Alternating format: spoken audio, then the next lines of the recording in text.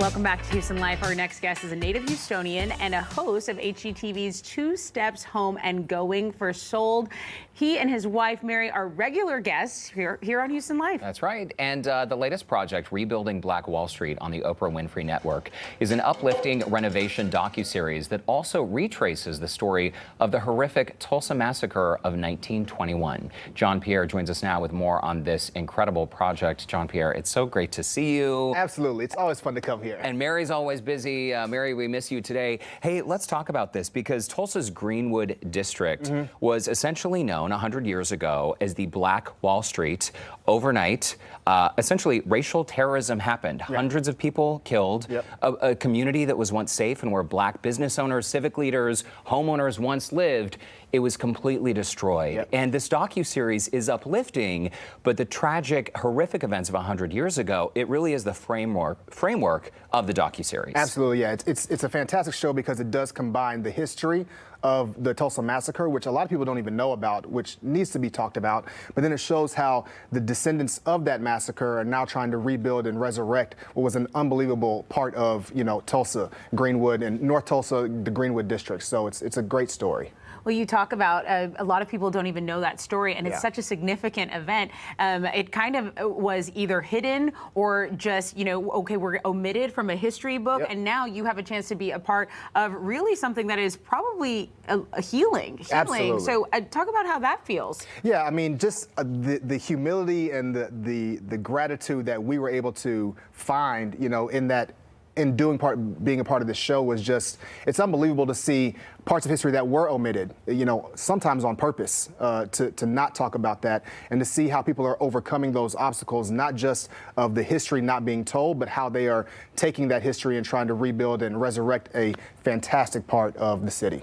This event 100 years ago has been called the largest act of racial terrorism in the history of the United States, when essentially a mob came in and did this. 100 years later, and even in the decades after this happened, the community is really still affected. You were just describing us during commercial break that there's not even a grocery store in many parts of this district that, again, was once thriving. So what did you notice? What stood out to you when you were on the ground in Tulsa shooting this docuseries? The first thing I noticed was how small Black Wall Street has become from what it used to be. It used to be 36 square blocks. It used to be an entire community. And so it had been reduced to basically just one little street.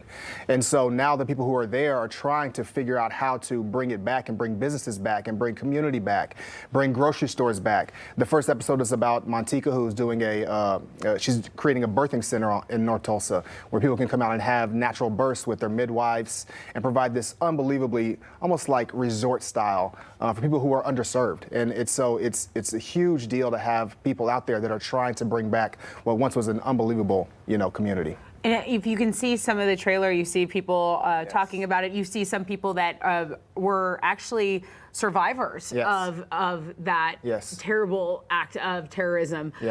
How do they feel about it now? And how do you incorporate, the making sure you honor their stories, but also incorporating your own touch of design and bringing what you do to their community? Yeah, it was definitely a different show. Normally our shows are about us just renovating houses or renovating spaces. And this is more about figuring out how we could just be a part. And there's something extremely humbling about just being a part, right? And how just the smallest things can really affect communities and affect people. And so having the ability to just be there and just chip in, because this is centered around Greenwood and Tulsa, Oklahoma, but the idea of community coming together, people overcoming obstacles and rebuilding their communities is something that can be translated to anywhere in the United States. So. The docuseries, by the way, we want to point out, it does premiere tonight on the Oprah Winfrey Network. There was a preview screening though earlier this week on Tuesday at the Greenwood Community Center in Tulsa. What's been the response from the community? I mean, the community has been unbelievable. The outreach, the people who are just they're willing to be a part of. They want to experience it. They want to be helpful in whatever way they can be.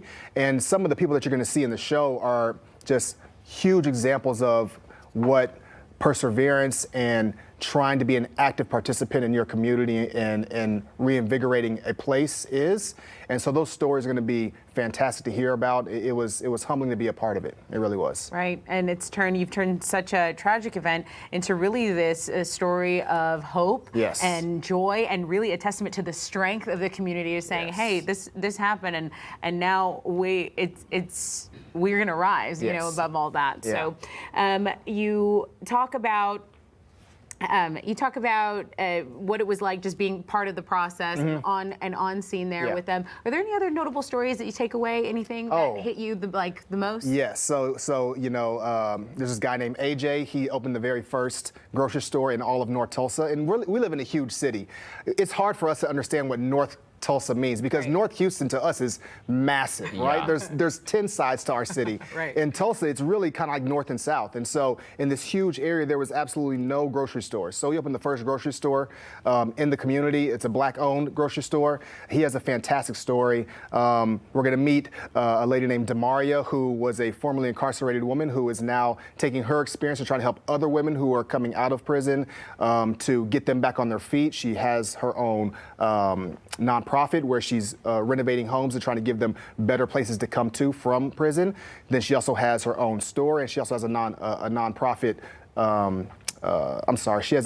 She has a store where she sells goods and gives them the ability to be employed. So there's a bunch of really great stories that you guys are going to see. So definitely tune in, because it's pretty amazing. There are so many reasons to love this docuseries. And Jon Pierre, we've known you and your wife Mary for a very long time. A lot of people probably wonder how they are parents and they do all these TV shows. And typically when you're here in Studio B, you're giving us very practical, money-saving design tips. It is so great to see you involved in a project like this, and we just wish you all the best. Thank you so much. I appreciate you guys. It's always good to come here, and everybody please watch this show. It's inspiring, it's historical, it's something that really needs to be told, and hopefully it will translate to other communities around the country. So important. Again, that premieres tonight, Rebuilding Black Wall Street, tonight, 8 p.m., Oprah Winfrey Network. You can also stream it on Max. Jon Pierre Tjon-Joe-Pin, thanks so much. Thank you, guys. Appreciate it.